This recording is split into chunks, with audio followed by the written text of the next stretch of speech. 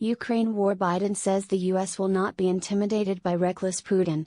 President Joe Biden has warned Russia that the United States will not be intimidated by reckless threats after Vladimir Putin declared the annexation of 4 occupied regions of Ukraine.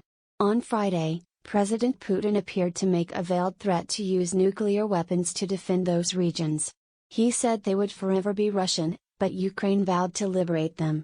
In a speech in Moscow, the Russian leader claimed citizens in Ukraine's eastern Donetsk and Luhansk regions, as well as in Kherson and Zaporizhzhia in the south, had voted to be with their people, their motherland. He was referring to so-called referendums held in the regions in recent days, but Ukraine and Western governments have condemned the votes as a sham. Much of Mr. Putin's speech was used to rail at the West. He said the U.S. had created a precedent by using nuclear weapons against Japan at the end of World War II, in an apparent threat. Mr. Putin last week said his country had various weapons of destruction and would use all the means available to us, adding, "I'm not bluffing." The Kremlin has made clear that any attack on the regions claimed by Russia would be seen as an attack on Russian soil, signaling an escalation in the war.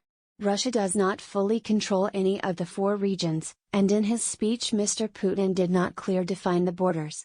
President Biden called out his Russian counterpart's reckless words and threats, but added that Mr. Putin was not going to scare us. America and its allies are not going to be intimidated, President Biden said at the White House.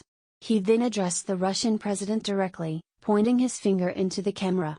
America's fully prepared, with our NATO allies, to defend every single inch of NATO territory, he said, in reference to the Western security bloc.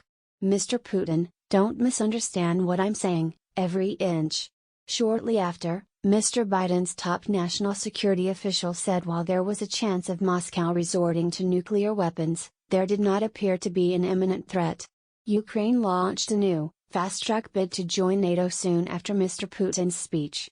After a crisis meeting of Ukraine's National Security and Defense Council, President Volodymyr Zelensky said Kyiv had long been a de facto member of the security bloc and accused Moscow of redrawing borders using murder, blackmail, mistreatment and lies. Mr. Zelensky vowed to liberate all Ukrainian territories, including Crimea, Ukraine's southern peninsula annexed by Russia in 2014. And he also ruled out any further negotiations with Mr. Putin. In another development on Friday, Russia vetoed the UN Security Council resolution which would have condemned its annexation of the 4 occupied regions. Moscow's ambassador, Vasily Nebenzia, complained that it was unprecedented to seek the condemnation of a permanent member of the body.